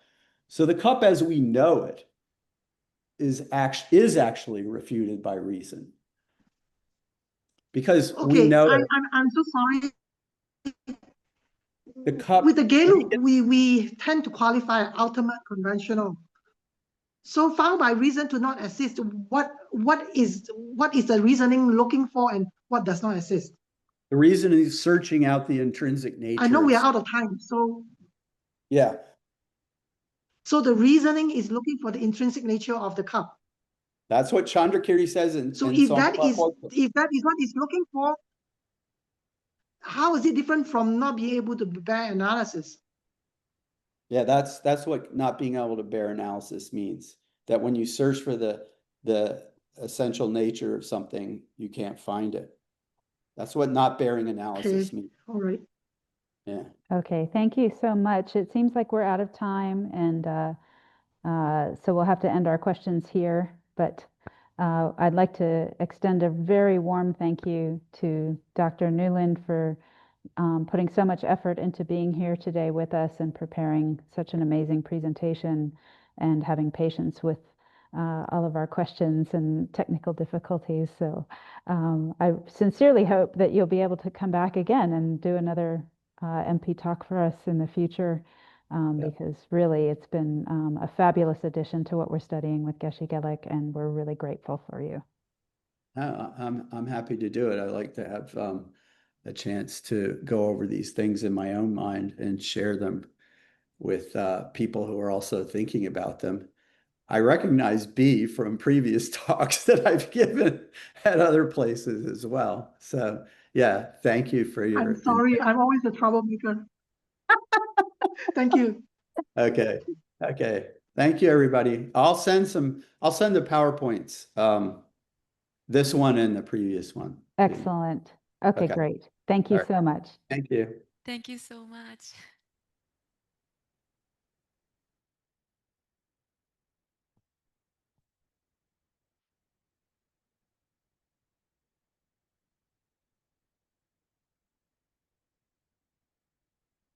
great. I never listened the class.